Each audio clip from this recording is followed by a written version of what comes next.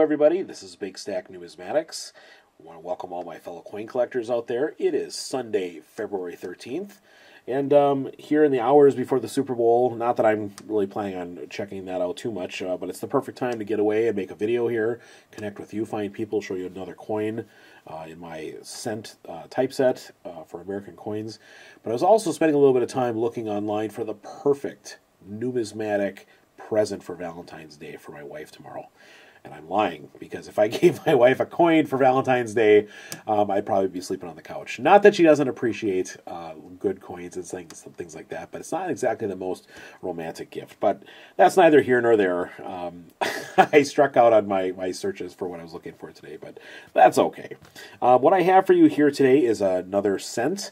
A couple months ago, I premiered a matron head large cent on the channel, and shortly after that, a nice late 1700s issue Liberty Cap cent, which is absolutely amazing to hold such a coin that old in my hand. But this one here is an Indian head cent. Okay, so this is the coin that directly preceded the Lincoln cent. Okay. And they made these from 1859 to 1909. Let's take a look at the details on this coin. This one here is graded by PCGS, mint state 64, and red brown. Let's take a look. There we go. Beautiful.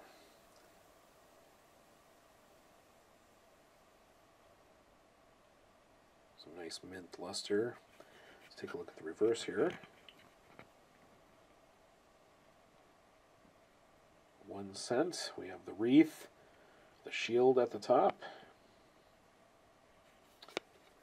Okay, and 1908 by no means is a key date or anything like that for the series.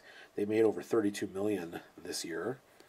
So what's the reason I picked this one up? I wanted a nice example.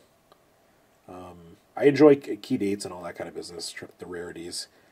But I wanted one that just looked beautiful, and I found that in this coin. Really appreciate the luster, and yeah, I love the color on it as well. A little bit about the history of this coin. I'm going to kind of turn here to some online source here. So back from 1793 to 1857, the cent was a copper coin about the size of a $50. We're aware of that. However, the discovery in gold in California caused a large inflation in prices. As gold became more abundant, the price of copper rose. Cent and half-cent manufacture was one of the only profit centers for the mint. Isn't that crazy? That the mint was actually profitable with cent and half-cent creation in the middle 19th century. Because think about it now, how much money the government loses on minting cents and pennies, right? It's insane how upside down they are. Because the price of copper, and even with this, obviously they changed that over in 1982. But like even with zinc and all that kind of stuff, they're losing money hand over fist minting pennies now. But at any rate, in 1850 they started looking for alternatives. In 1857, the mint reduced the size of the cents and changed the composition to 12% nickel and 88% copper, issuing a new design, the Flying Eagle cent. Now, I do not have a Flying Eagle cent yet, and so that is definitely on my short list. I'm really looking forward to picking one up, and I need to find the right opportunity for that. But they only made those Flying Eagle cents for a couple years, right? It says the new pieces were identical in diameter to modern cents, though thicker. This is the first use of copper nickel for the United States coins, and it made them look brighter, and they began to be called white cent or nicks. Very cool. In 1858, the Flying Eagle was replaced with the Indian head design here. The Flying Eagle design caused production difficulties, and the mint soon looked to replace it. Blah, blah, blah, blah.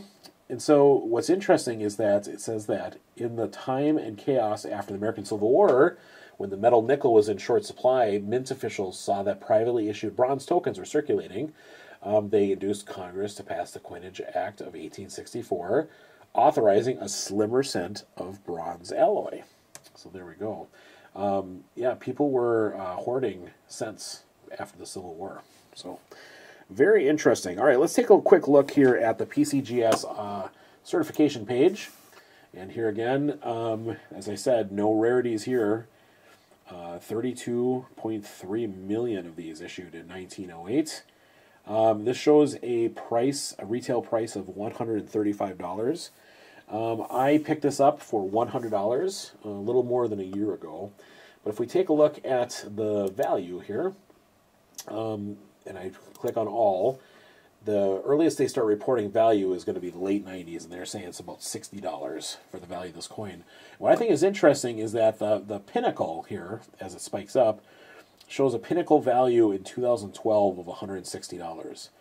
Goes back down to about $125, and then when we get to around 2017, they're showing a value and it flatlines at 110 for a couple years, all the way up through April of last year.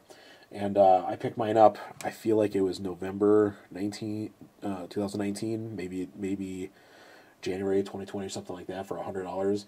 And now recently here, just a month or two ago, they raised up to $135. But not a whole lot of fluctuation over the life of as they're tracking this coin.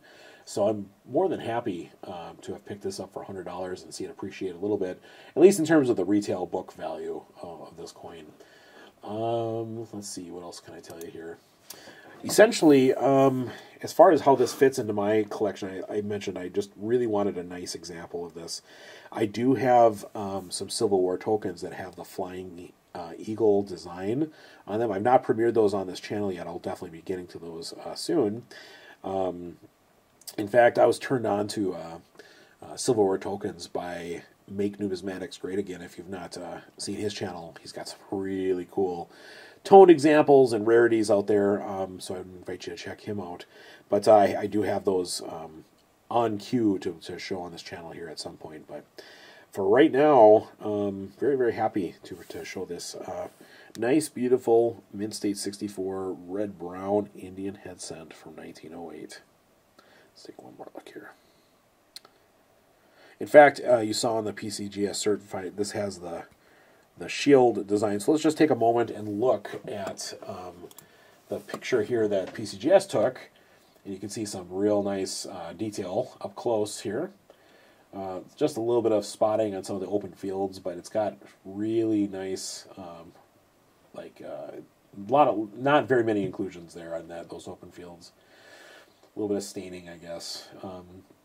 And of course the cheekbone and above the eye are common wear points, and so this is definitely Mint State based on the pictures and all that. So very cool. So there you go. That's all I got for you today. It's just showing off this beautiful cent. I mentioned I'm looking for a nice flying eagle, and so I have that. That's one of my searches that I've been keeping in mind. But I'm not going to move too fast. I want to find the right coin for me. So there you go. This is Big Stack Numismatics. I hope that you can have a great Valentine's Day tomorrow, and I also hope that if you have a spouse or significant other that's into coins, that you find the perfect romantic numismatic gift for them. That's all I got for you. This is Big Stack. You guys have a great rest of your weekend. Take care.